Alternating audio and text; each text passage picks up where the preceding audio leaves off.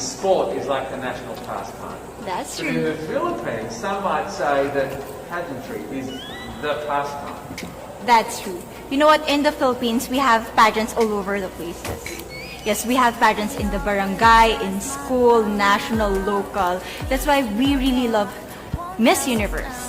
It's like it's giving pride and putting the Philippines back on the pedestal. That's why there's an added pressure as a candidate coming from a pageant-loving country. But it's a good pressure. I always look up to our former Miss Universe Philippines. They really did well in the competition. And now this is my time to show who I am, to offer what RABIYA can show to the rest of the universe. So I'm very happy, and at the same time, I'm excited to make all my kababayans proud, and hopefully I do. Why do you think it is that the Philippines love pageants? They have appreciation for beauty. We do love pageant because we used to think that we wanted to be included in the world, I have to be honest, in the Philippines, my skin color used to be not the standard of beauty. I was obsessed whitening my skin because these are the kinds of beauty queen we see on the mainstream. But things were different now. That's why I'm very proud to be a morena. In the Philippines, we call it morena. It's brown skin girl. And to be able to represent, my color, my identity as a true Filipina. Tell me about your journey to being crowned Miss Philippines. In a world that, in a country, I should say, that loves pageants. That must have been a very intense process. Tell me about, your journey to being Miss Philippines. Well, my journey was graceful. You know what? I started to be a dark horse. Nobody noticed me. Nobody knows I was in the competition up until the preliminary and the coronation night. And when I won, I received different comments. Of course, there were people who didn't expect me to do well, who think that I cheated. That's why I need to redeem myself in Miss Universe. I really need to do well in this competition. And the thing is, I love pressure. I love criticism. I get better every day with that. You tell me I cannot do that, I turn to you and I'm gonna say that no, I can do it for myself. So how does it feel then to be on the global stage? How do you feel to be here in this moment, right now?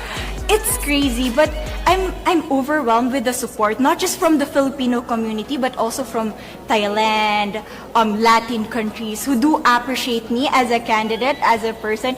It motivates me that I am beautiful, I can offer so much in this world, and when somebody believes in you, it gives you that extra energy to really do well and perform well. Do you have a sense with the girls, all of the girls competing, you're competing, but is there a sense of camaraderie with all of the girls? Is there a real spirit to, sort of motivate each other to do better? You know what? I have a different idea about Miss Universe. I thought it's gonna be very competitive, in a healthy way. Well, of course. But now I can see every girl helping each other. From fixing those hairs, from trying to zip up those outfits. It speaks of the closeness and the kind of camaraderie that we want to have. The goal of Miss Universe is not just to crown one girl, but also to build a genuine and long-lasting friendships among us. Would you say within the Miss Universe world, the contestants, is there a sisterhood? Are you sisters? There is sisterhood. I can say I was able to talk to different representatives from different backgrounds, different cultures. And despite our differences, there's so much to be highlighted in what binds us together. And that is because we want to empower women. We want to have our advocacies. We want to speak for the things that we love. And that's a celebration of women and the beauty that we have. So coming out of this week, obviously you would love to be crowned Miss Universe. Of course. And that would be wonderful, of course, for any of you. But what else will you take out of this week? What do you think you will feel at the end of this week, regardless of the result? How will you be a different person?